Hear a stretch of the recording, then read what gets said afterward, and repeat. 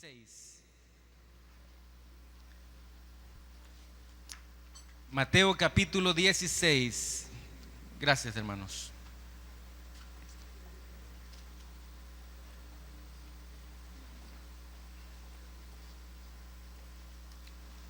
Mateo capítulo 16.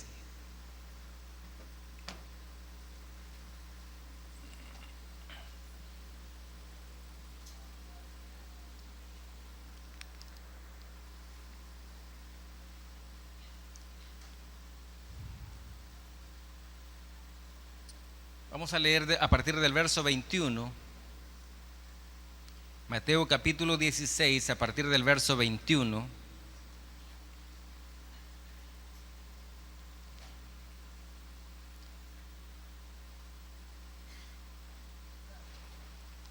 Y dice así la palabra del Señor.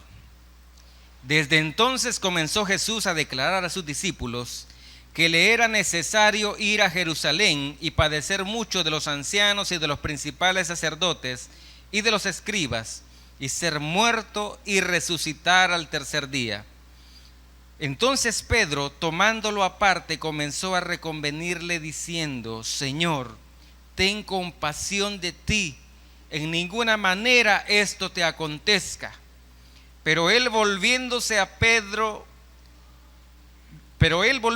dijo a Pedro: Quítate de delante de mí, Satanás, me eres tropiezo, porque no pones la mira en las cosas de Dios, sino en las de los hombres. Entonces Jesús dijo a sus discípulos: Si alguno quiere venir en pos de mí, niéguese a sí mismo y tome su cruz y sígame. Porque todo aquel que quiera salvar su vida, la perderá. Y todo aquel que pierda su vida por causa de mí, la hallará. Llamo su atención al versículo 24. Y Jesús dijo a sus discípulos: Si alguno quiere venir en pos de mí, niéguese a sí mismo, tome su cruz y sígame.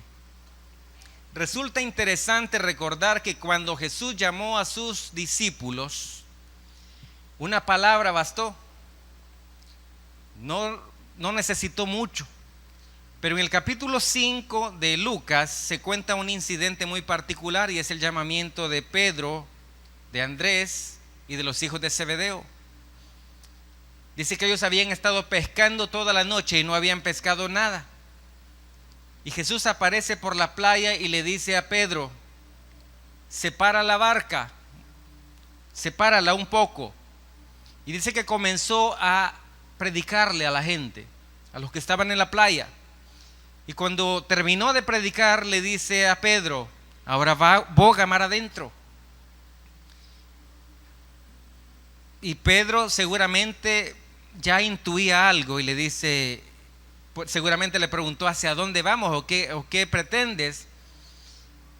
Porque Jesús le dice: boga mar adentro y echa las redes.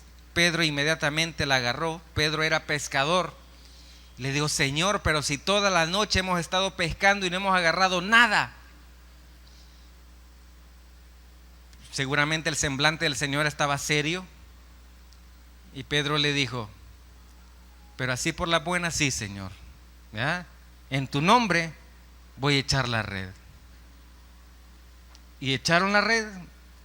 El pasaje dice que capturaron tan grande cantidad de peces que las redes se rompían. Y mientras iban sacando las redes, Jesús le dice a Pedro y a sus compañeros: vengan en pos de mí y voy a hacer de ustedes pescadores de hombres. Y dice que cuando llegan a la playa, inmediatamente, dice el versículo 11, específicamente Lucas 5:11, y dejándolo todo, le siguieron. Y dejándolo todo, le siguieron. Ahora, a veces entramos en conflictos cuando se nos habla de Dios, principalmente cuando hay intereses de por medio, entramos en conflicto cuando se nos habla acerca de acercarnos a Dios.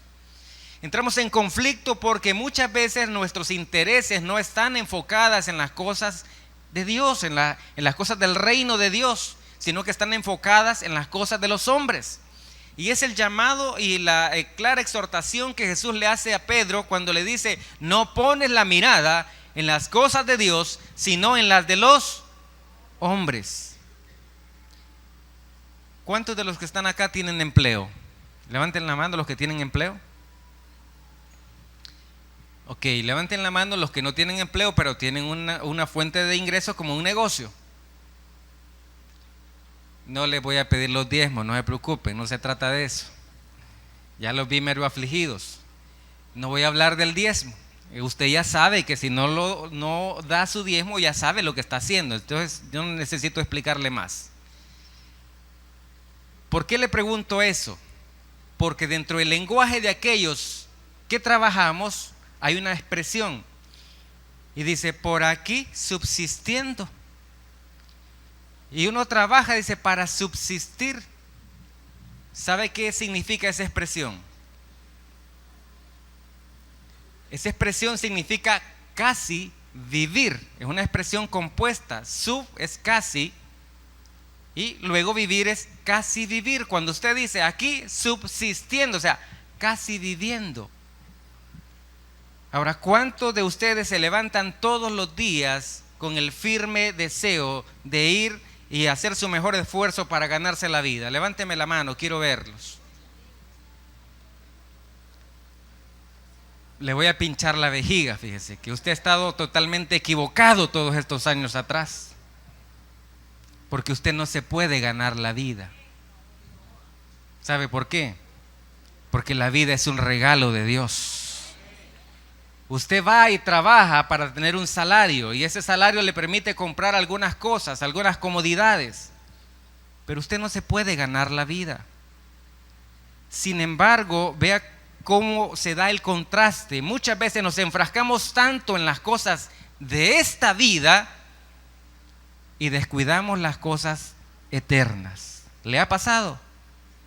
Segurito que le ha pasado. A mí me ha pasado. Nos enfrascamos tanto en las cosas materiales, nos enfrascamos tanto en las cosas terrenales, que descuidamos las que realmente importan, las que son para la eternidad. Y solo basta, mire, hacer un pequeño análisis personal. Dicen los estudiosos, los sociólogos, que la persona adulta promedio ve televisión al menos 5 horas diarias. La persona adulta. Según ese estudio, los niños ven entre 6 y 10 horas diarias de televisión. Entre 6 y 10 horas diarias de televisión. El adulto ve la mitad, aproximadamente 5 horas, el adulto promedio. La pregunta clave es: ¿qué ve? ¿Qué es lo que ve? Ah, no, hermano, yo las noticias, yo programas cristianos. Pero no nos engañemos, hermanos. La realidad práctica de nuestra vida es que lo que menos vemos son programas cristianos. Cuando las agencias de publicidad sacan los ratings de la receptividad que tienen los canales cristianos, créame, los canales cristianos andan por los suelos en cuanto a audiencia. ¿Quiénes tienen la audiencia? Los canales no cristianos. Y si en El Salvador hay 2,5 millones de cristianos, las cosas deberían estar parejas, ¿cierto? Los canales cristianos deberían tener un rating más o menos similar al rating que tienen los canales no cristianos.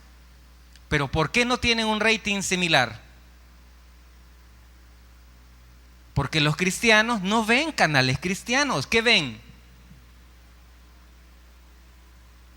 Ven novelas, ven noticieros, ven series de acción, ven películas, ven cualquier otra cosa, ven tiras cómicas, ven a Bart Simpson, ven cualquier otra cosa. Y usted sabe de lo que le estoy hablando. Que conste que todavía no he comenzado a regañar a nadie, ¿verdad? El punto es que Jesús le dijo a sus discípulos en un determinado momento: ahí donde esté tu tesoro, ahí va a estar tu corazón. Ahí donde esté tu tesoro, ahí va a estar tu corazón. Mire, Dios tiene formas muy particulares de llamar nuestra atención. Y le digo que tiene formas muy particulares de llamar nuestra atención porque Dios puede, por ejemplo, hacer un milagro para llamar nuestra atención. Usted le está pidiendo algo y Dios le responde esa petición de manera espontánea, sin muchas complicaciones. Usted recibe el milagro y ¿qué hace una vez que ha recibido el milagro?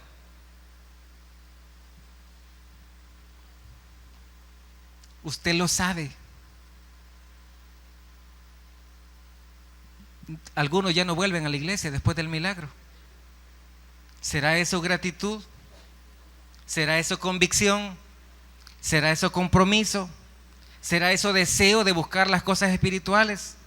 ¿Será eso amor a uno mismo? Porque le quiero decir, mire, si usted cree, o si las personas que nos oyen creen que estando afuera, haciendo lo que les da la gana, están mejor, están totalmente equivocados. Totalmente equivocados. Si las personas creen que andando de fiesta en fiesta están mejor, están totalmente equivocados. Literalmente eso se llama suicidio. Ahora, la Escritura dice que es necesario que el juicio de Dios comience por la casa. Y pregunta el Señor, y si primero comienza por la casa, ¿cuál será el destino de aquellos que no buscan al Señor? De aquellos que no tienen comunión con el Señor. Ahora, si yo les pregunto a cada uno de ustedes si tienen problemas, todos tenemos problemas. O levánteme la mano a alguien que esté aquí que no tiene problemas hoy. ¿Ya ve? El 100% tenemos más de alguna dificultad. Pero ¿qué cambia la perspectiva de solución de nuestros problemas? La perspectiva la cambia donde está puesta nuestra mirada. El apóstol Pablo lo dice de esta manera: puestos los ojos en Jesús, el autor y consumador de nuestra fe. Puestos los ojos en Jesús, el autor y consumador de nuestra fe. Puestos los ojos en Jesús, el autor y consumador de nuestra fe. Mis hermanos, es tiempo de poner los ojos en Jesús. Es tiempo de poner los ojos en Jesús. Y quiero aprovechar para contarles una experiencia que me sucedió hace unos días. Una experiencia que no la esperaba, una experiencia muy distinta a todas las que el Señor me ha permitido tener, pero una experiencia que curiosamente la han estado experimentando muchas personas que yo conozco, y cuando yo les comparto me dicen: yo he pasado por algo similar. Estaba en una actividad cristiana, me piden ministrar a unas personas, salgo de ahí, de esa reunión, y comienzo a sentirme débil. Dije yo, quizás me deshidraté. Llego a un centro comercial, voy a un supermercado, compro medio litro de agua, me lo tomo y me siento un rato. Digo, me voy a hidratar, pero me seguía sintiendo débil. Caminé un poco, entro a una cafetería, me siento un rato ahí, dije yo, ya me voy a nivelar. Y me seguía sintiendo más débil. Y dije, qué raro está esto, mejor me voy para la casa. Afortunadamente solo me tenía que cruzar la calle y abordar el vehículo que me llevaba hasta mi casa. Llego a mi casa y llegué a puras penas. Entro, mi hijo me dice, ¿qué tenés? Me siento mal, solo me voy a acostar un rato. Cuando estoy en la cama, literalmente siento que me estoy muriendo. Siento que mi cuerpo ya no responde más. Siento que estoy pasando a la eternidad. Y en ese momento le digo al Señor: Señor, aquí estoy. Sé que lo que tú estás haciendo está correcto, porque tú no te equivocas. Y Señor, si este es el momento de pasar a la eternidad, estoy listo. No tengo nada que resentir ni nada que anhelar de lo que dejo aquí. Sé que queda mi familia, sé que queda mi esposa, sé que quedan mis hijos, pero tu palabra dice que el justo no va a ser desamparado. Y yo sé que están en tus manos. Y mira, hablando con el Señor, perdí el conocimiento. Me desperté como 1 hora y media después. Todavía no me sentía bien. Pero a partir de ahí, a la vuelta de 3 horas, estaba completamente restablecido, sin haber tomado más que líquidos. Y eso me hizo reflexionar. Porque escuché a un hombre muy famoso decir que la muerte es quizás la mejor invención de la vida, dice. Y la muerte cierra el ciclo de la vida. Y dice, la muerte es tan real y nos atemoriza tanto que ni aun los que quieren ir al cielo se quieren morir. Porque si yo le pregunto esta mañana que si usted se quiere ir con el Señor, me va a decir que sí. Por eso no le voy a preguntar. Pero si yo le pregunto que si lo quiere hacer en este momento, me va a decir que no. Entonces no lo quiero poner en problemas. Y esa es la realidad. Hay cosas que nos atan a esta tierra. Ahora, el punto de reflexión esta mañana es: ¿qué cosas nos tienen atados a esta tierra? ¿Qué cosas le atan a esta tierra? Yo escucho una expresión muy frecuente dentro de las hermanas, las mujeres, en términos generales. Dicen, no, es que yo soporto todo esto por mis hijos. Y es comprensible. Aún bíblicamente la Escritura dice que no hay más amor más grande o amor más parecido al de Dios que el amor de una madre. Es razonable. Pero, hermana amada en el Señor, sus hijos no deben ser un ancla, no deben ser una atadura. Espero que me entienda. Sus hijos no deben ser una atadura. Sus hijos son una herencia del Señor que ha sido puesta en sus manos para que usted la cuide, la proteja, la cultive, la edifique hasta cierto momento, porque ya sabemos que no somos eternos. ¿Lo sabemos o no lo sabemos? Físicamente no somos eternos. Espiritualmente sí somos eternos, y por eso debiese interesarnos más las cosas espirituales más que las cosas terrenales. Hay una pregunta que yo le hago con frecuencia a la gente con la que trato. Y yo le pregunto, ¿y usted qué quiere de la vida? ¿Sabe qué es lo primero que la gente responde? Dinero, dice. Es lo primero que la gente responde. Y si está enfermo, lo primero que responde es salud, dice. Es obvio, hay una aflicción por su condición de salud, lo primero que pide es salud. Ahora vea cómo son de ridículas las situaciones. La gente quiere salud, pero no puede pagar los medicamentos. Entonces, ¿cómo se va a curar? ¿Qué necesita primero para poder curarse? Tener dinero. Ahora, ¿cómo llegamos a tener dinero? Trabajando, ¿verdad? Y si no trabaja y si no tiene una fuente de ingresos, ¿cómo va a tener dinero? ¿Qué dice la Biblia?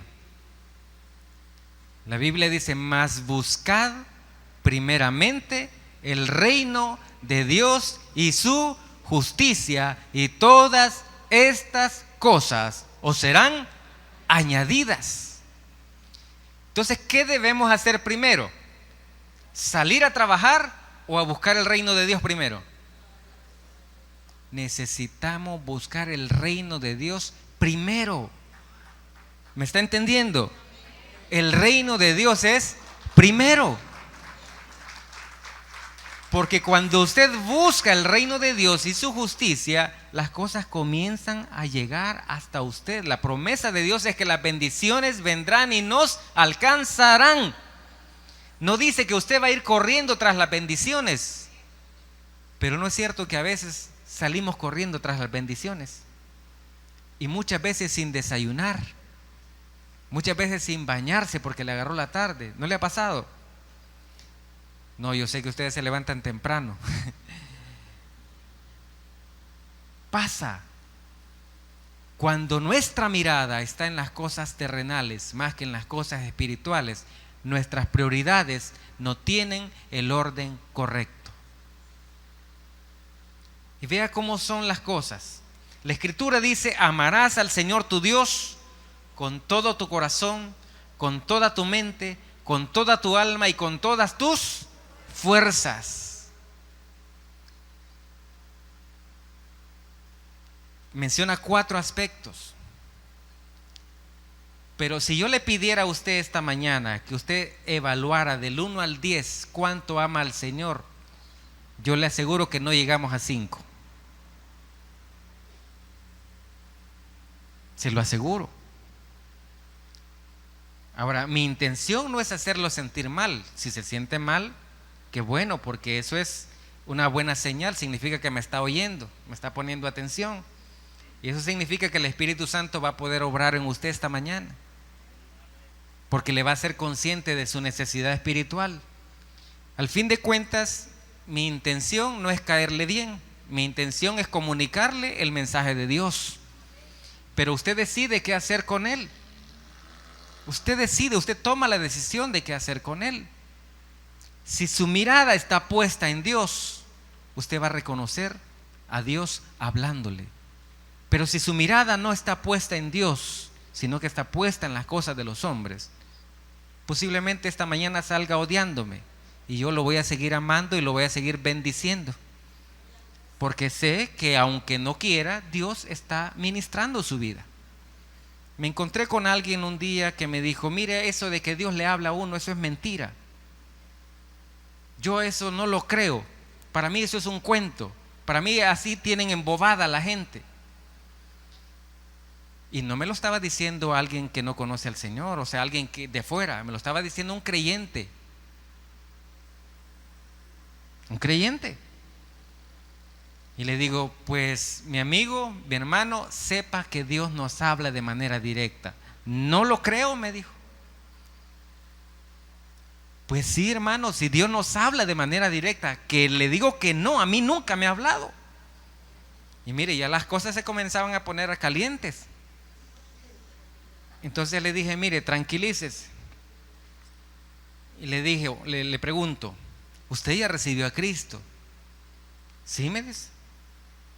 ¿Quién cree usted que lo convenció de reconocer a Jesús como su Señor y Salvador? ¿El pastor que le habló? ¿La persona que le habló? ¿O Dios? No, definitivamente Dios, me dijo.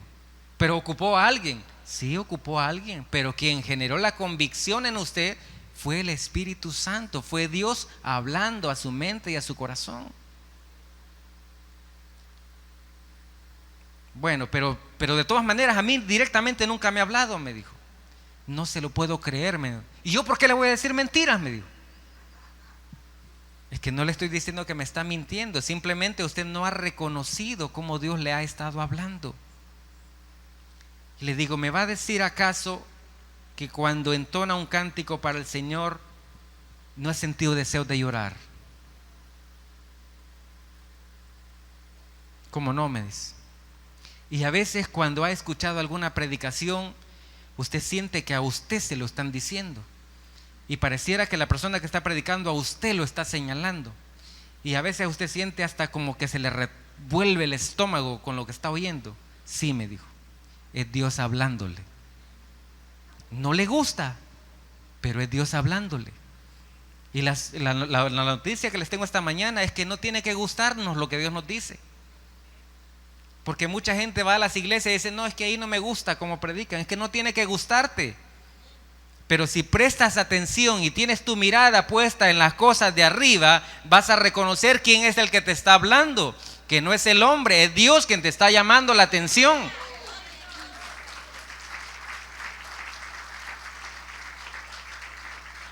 Es Dios el que quiere un cambio de actitud en nosotros. Porque imagínense los discípulos cuando Jesús se da este incidente con Pedro. Están a una semana de la crucifixión, van hacia Jerusalén.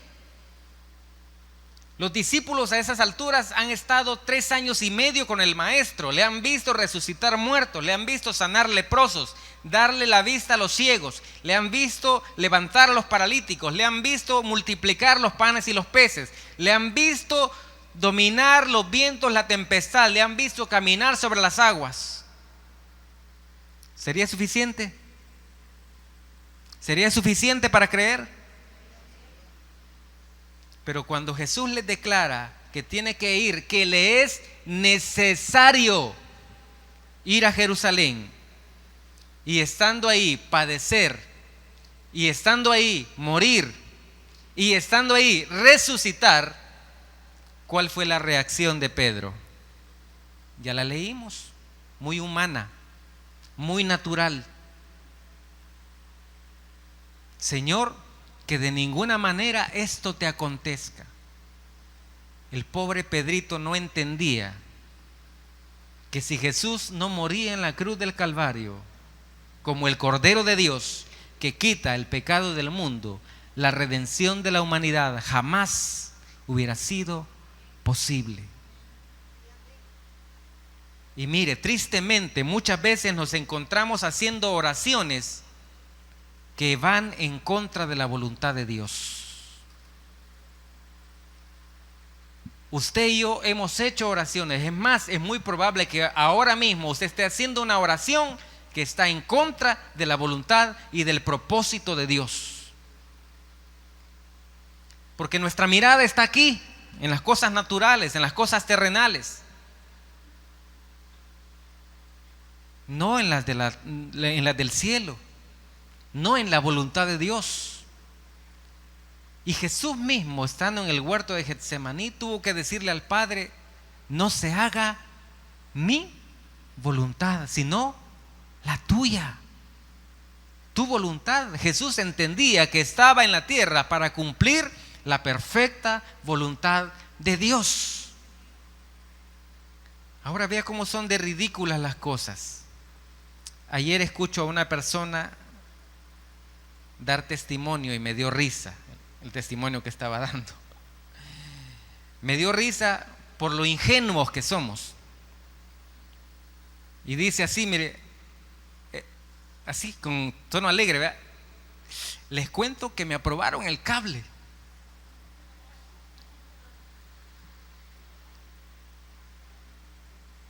Yo no sé si usted se ha alegrado porque le aprobaron el cable. O porque le aprobaron el BlackBerry, el plan de $10. Y dije yo, pobrecita mi hermana, no ha entendido todavía. Un experto de negocios dice por ahí: el problema de nuestras clases sociales es que el pobre solo compra cosas baratas que le sacan el dinero y no le generan ningún retorno, ninguna retribución. El de la clase media dice, solo adquiere compromisos y se la pasa toda la vida, paga y paga, paga y paga, y las cosas nunca son de él. Y pone el ejemplo de un carro comprado a plazos y dice, cuando usted compra el vehículo, dice, ¿verdad? Se lo dan 0 prima y a 72 meses. Pero cuando usted termina de pagar el carro, solo vale un 20% de lo que usted pagó, del valor nominal. Pero usted pagó intereses durante 7 años.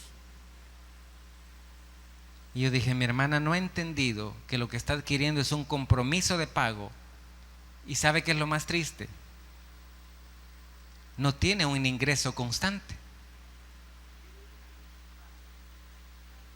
Le pregunto, ¿era una bendición o era una atadura? Pero a veces, como nuestra mirada está puesta en las cosas terrenales, queremos tener un bonito carro, y si para tener el carro me voy a quedar sin comer, compro el carro. Si lo que yo quiero es que en la sala de mi casa haya un LCD, una pantalla de esas de 42 pulgadas, no importa si voy a tener que caminar para ir a trabajar, pero yo debo tenerla ahí. Adquirimos compromisos, adquirimos deudas, nos aferramos cada vez más a las cosas terrenales. Nos aferramos a las cosas terrenales. Y desvirtuamos y desvaloramos las cosas espirituales. Y le voy a dar una clara evidencia. Esta semana había una programación de ayuno y oración. ¿Verdad que ya me los ponché? No le voy a pedir que levante la mano quien lo hizo, porque va a ser poner en evidencia a los que no lo hicieron. Pero usted sabe que tenía un compromiso esta semana con un día para dedicar ese día al ayuno y la oración. Ahora, usted sabe que todos los días necesita alimentarse para tener energías, para poder trabajar de manera óptima. Lo sabe, ¿verdad?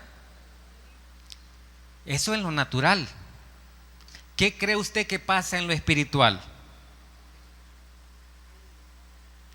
¿Con qué nos alimentamos en el espíritu? No los oigo, iglesia. Este es el pan de vida que alimenta nuestro espíritu y nuestra alma. La pregunta es: ¿cuánto come usted de este pan? Mira, a mí me da risa cuando oigo que alguien dice: mira dónde quedó mi Biblia el domingo por la mañana, porque durante toda la semana estuvo perdida la Biblia. Y es cierto que hay que rescatar a los perdidos, pero se refiere a los que no han creído en el Señor, no en las cosas como la Biblia, por ejemplo. Si usted se enfrasca en rescatar su Biblia, que la perdió la semana pasada, estamos mal. Cuando Dios habla de rescatar a los perdidos, es a aquellos que todavía no conocen del Señor. Pero muchas veces, y la mayoría de veces pasa, como no tenemos la mirada en las cosas de Dios, las cosas materiales nos siguen atando, atando y atando. Usted sabe que necesitamos tener comunión con Dios. Pero mire, tristemente, muchas de nuestras peticiones solo son una lista de compras. Una lista de compras, como que estuviéramos en el supermercado. Señor, a fulanito tal cosa, Señor, para menganito tal cosa, y Señor, para mí esto y lo otro, aumento de sueldo, Señor. También, Señor, pago de las tarjetas, Señor. Pago de deudas, que la radiografía me salga bien, ¿verdad? Que no tenga parásitos en los exámenes que me hicieron, ¿verdad? Una lista de compras. La pregunta es: ¿en qué momento le presentamos a Dios alabanza y adoración? Porque como vimos al principio, la instrucción del Señor es: buscad primeramente ¿qué? Y su justicia, y todas las demás cosas vendrán por añadidura. Entonces Dios nos desafía a no seguir siendo los mismos, a no seguir haciendo lo mismo, porque entonces vamos a tener los mismos resultados. Escuchaba a alguien que me decía: mire, a mí mi familia no me quiere, todos me echan bola negra porque soy cristiano. Pero un día le escuché cómo se expresaba de su familia. Y yo dije: si así los trata, con razón le echan bola negra. Porque seguro, este es un caso que usted ha visto en los centros de trabajo. Hay hermanitos que se la pican de cristianos, de muy radicales, de muy ceñidos, dicen por ahí algunos, ¿verdad? pero me imagino que sea porque les aprieta la ropa, ¿verdad? El punto es que tienen malas relaciones interpersonales, tratan mal a la gente, son pedantes en el trato con los demás y se la pican de espirituales. Cualquier parecido es pura coincidencia, créame. Estábamos ministrando con mi esposa a una persona que trabaja en una institución de salud y la persona fue tan honesta en decirnos lo siguiente: mire, en mi centro de trabajo hay una persona a la que no la he matado porque Dios no lo ha permitido. Así. No la he matado porque Dios no lo ha permitido. ¿Y sabe qué es lo peor de todo? Me dice. Que dice que es de una iglesia cristiana. Y se jacta recetándole versículos a todo el mundo. Pero a mí me ha hecho unas cosas que créame, que un día la esperé en el estacionamiento. Y no la arrollé con el vehículo porque en el momento que ella salió, Dios me detuvo. Dios me detuvo. ¿A cuántos habrán querido matar aquí? Espero que no. Espero que usted sea luz y sal donde está. Espero que usted sea una persona amigable. Espero que usted sea una persona razonable. Espero que usted sea una persona comprensiva con aquellos que todavía no reconocen, no han conocido a Jesús. Espero que usted esté siendo verdadera luz y verdadera sal ahí donde se desenvuelve, donde estudia, donde trabaja. Ahí donde nos desplazamos, estamos obligados a ser luz y sal. Si es que nuestra mirada está puesta en Dios, en las cosas de arriba. Porque sucedió un incidente, fíjese, también dentro de esa misma institución entre dos hermanos. Comenzaron a competir por una misma plaza y una amistad de 15 años aproximadamente se perdió por una plaza de trabajo. ¿Dónde estaba la mirada? ¿Dónde estaba puesta la mirada? Hermanos. ¿De quién? No sé, pero así decían, ¿verdad? Que eran hermanos. Dios nos desafía y lo que encontramos en este versículo 16-24 es todo un reto de parte de Dios. Mi hermano y mi hermana, usted no se puede dar el lujo de seguir siendo la misma persona intolerante. Usted no se puede seguir dando el lujo de ser la misma persona irracional. Usted no se puede dar el lujo de seguir siendo la misma persona disque correcta, pero aprovechándose de esa aparentemente integridad para echarle las culpas en cara a los demás. Porque mire, la forma de evangelizar a la gente no es diciéndole que es pecador. Ya lo saben. No necesita que usted se lo restriegue, ya lo sabe. Lo que necesita es saber cómo salir de ahí. Lo que necesita saber es qué hacer. Y usted y yo estamos comisionados para decirle a la gente qué hacer. Cómo salir de ahí, cómo salir del pecado, cómo salir de la drogadicción, cómo salir del alcoholismo, cómo salir de los problemas familiares. Esa es nuestra tarea, decirle a la gente qué hacer. No es restregarle su pecado en la cara. ¿O a alguno de ustedes le gusta que le restreguen sus debilidades en la cara?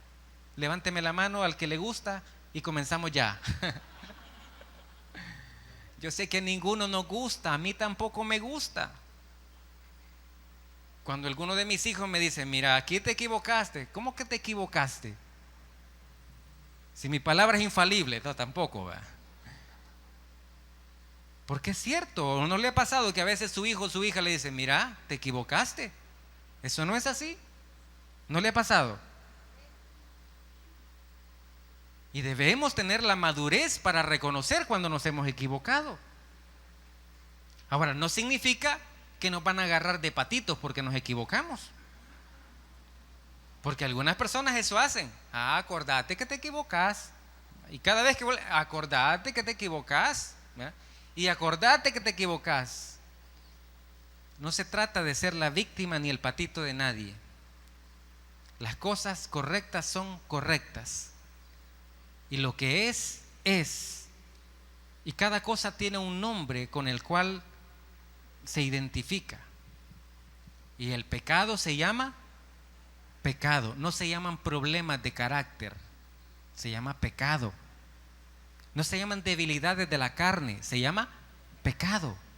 Y ese pecado se llama específicamente adulterio, borracheras, iras, contiendas, enemistades, disensiones, herejías. Y la lista es interminable. Tiene un nombre específico. No son debilidades de la carne, no son problemas de carácter, son pecado. Y el pecado nos identifica porque estamos ligados a las cosas naturales. Ahora, ¿qué pasa cuando nos acercamos a Dios de manera correcta? Lo que sucede es que comenzamos a crecer en Dios.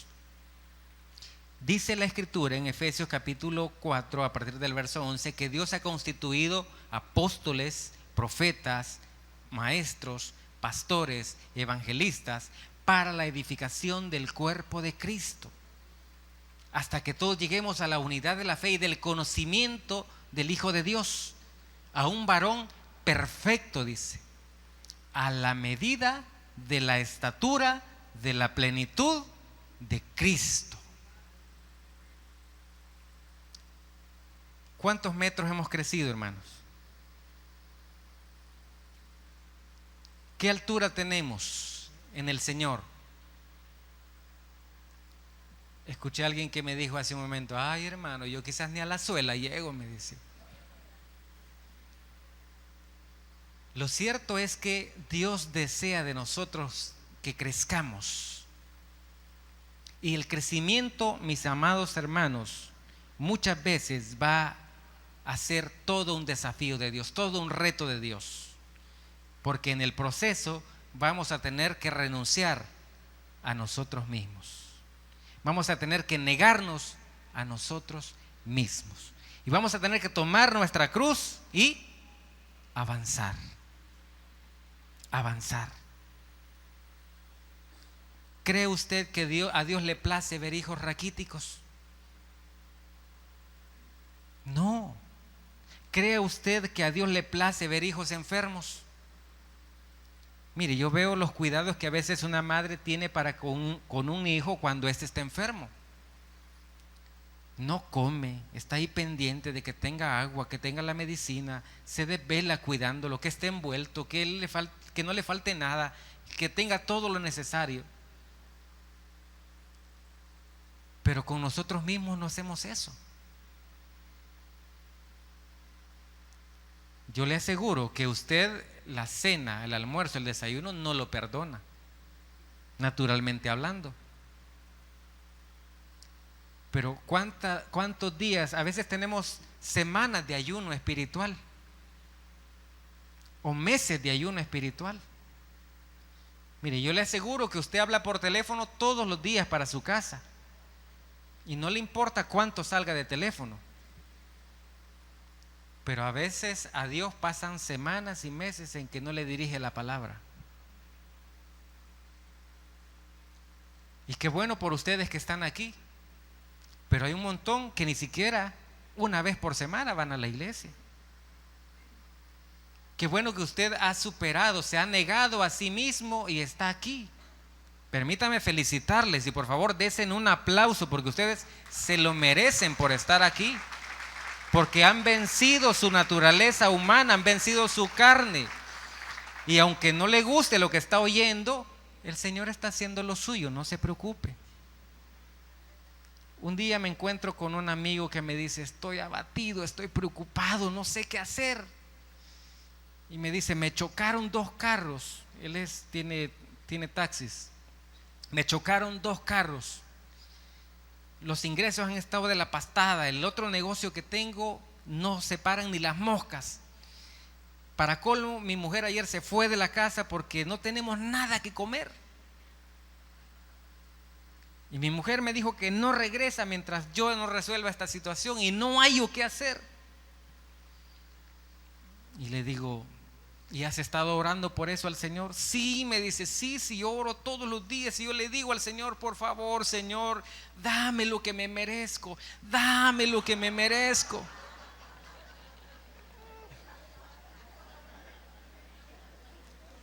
Y yo me puse a reír. Y el tipo se puso mero serio. ¿Y qué pasa? Me dijo. ¿Estás orando mal, hermano? Le dije yo. ¿Por qué? Me dijo. Si es que yo tengo derecho a vivir bien. Sí, tenés derecho a vivir bien. Pero hay un proceso para cada cosa. O sea, tú no corres de primas a primeras. Primero empezás parándote, luego caminando, dando pasitos, y así vas avanzando. Pero no es que de manera automática las cosas se van a dar. Todo lleva un proceso. Y Dios lo que quiere es madurarte. A partir de hoy, deja de orar así, le dije yo. Porque esa oración no es la correcta. ¿Y qué debo hacer? Me dijo. Porque antes le había preguntado yo, honestamente, decime, ¿qué es lo que te mereces? Y me vio más serio que antes.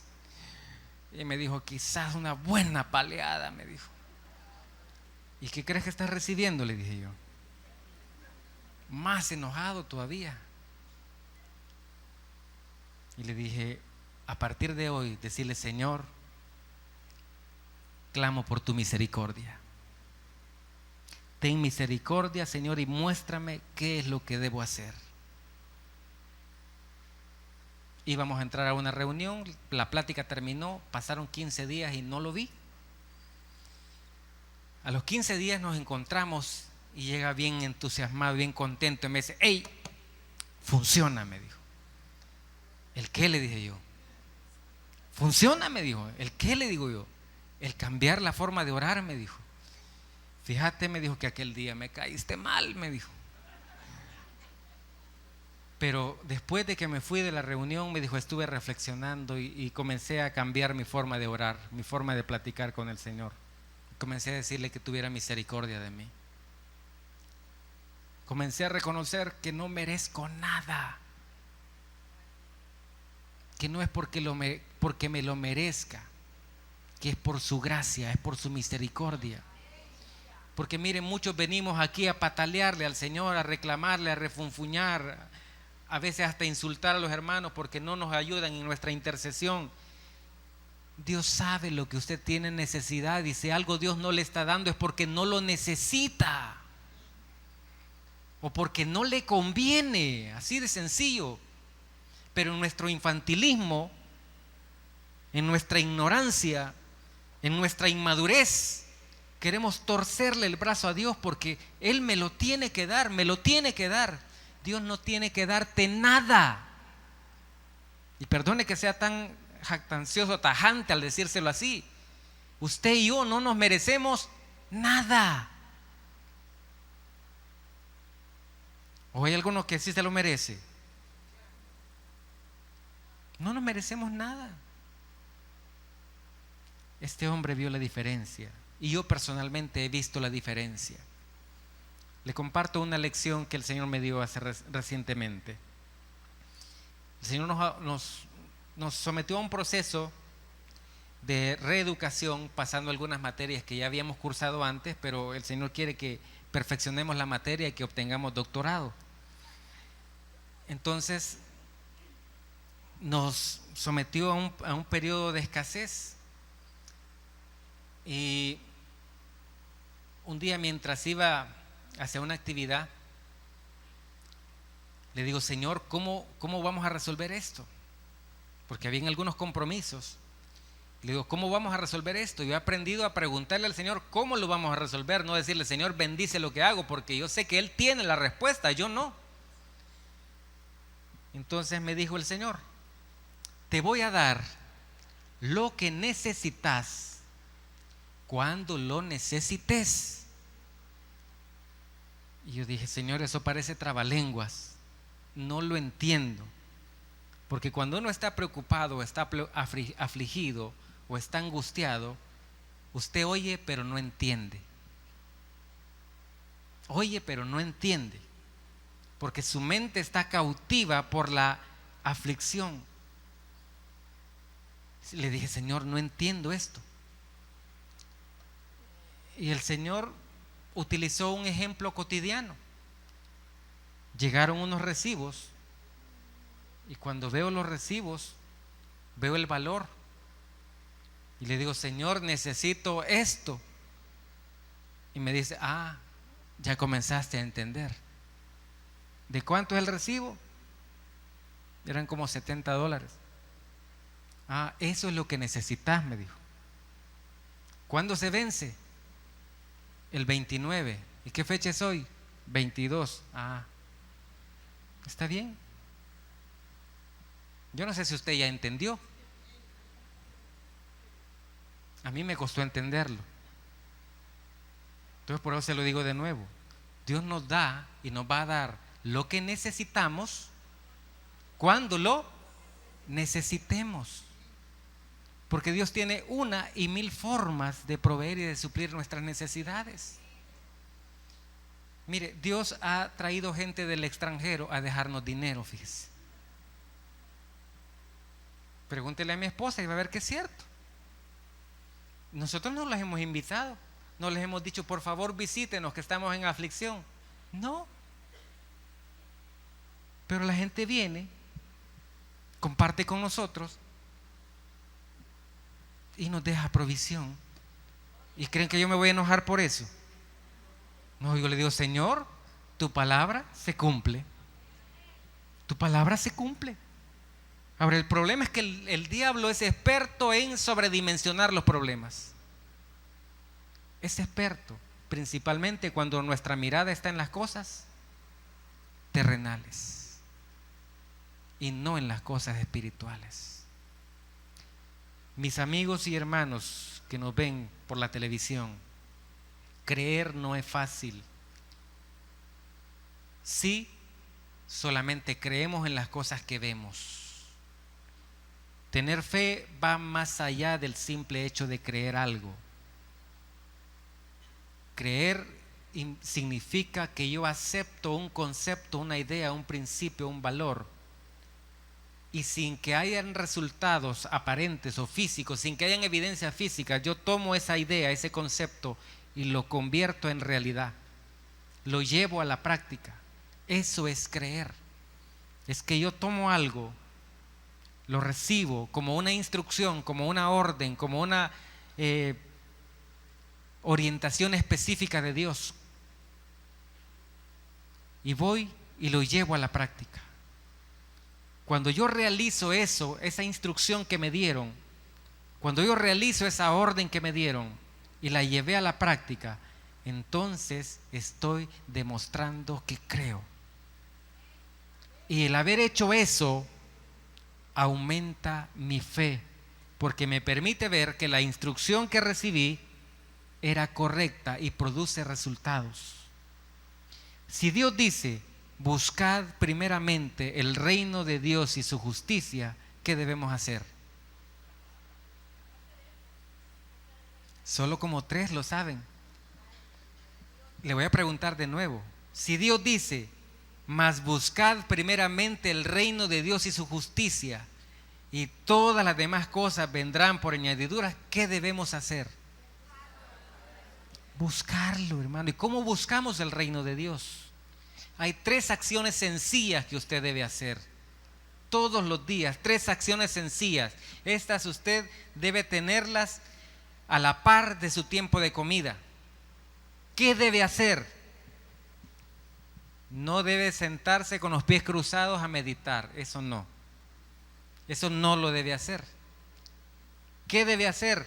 Tome su Biblia cada día y lea por lo menos un capítulo de la Escritura. ¿Qué debe hacer? Reserve por lo menos 15 minutos para platicar con el Padre. ¿Qué debe hacer? En lugar de oír música secular, escuche música cristiana. ¿Qué debe hacer? En lugar de estar viendo el noticiero, mejor vea una prédica. ¿Qué debe hacer? En lugar de quedarse en su casa o ir a una actividad deportiva, mejor véngase para la iglesia. ¿Qué debe hacer? Lo que usted está aprendiendo, lo que usted está recibiendo, por favor compártalo con aquellos que todavía no conocen del Señor. Porque entonces va a estar extendiendo el reino de Dios. Porque entonces va a estar dando señales de que está buscando el reino de Dios y su justicia. Y las cosas van a comenzar a venir por añadidura. Por añadidura. Por añadidura. Una tras otra. La salud se va a hacer efectiva. Las cuentas van a ser pagadas. Los problemas se van a resolver. La casa ya no se la van a embargar. La provisión para pagar va a estar ahí en su momento preciso cuando usted lo necesite. Si ponemos nuestra mirada en las cosas de arriba.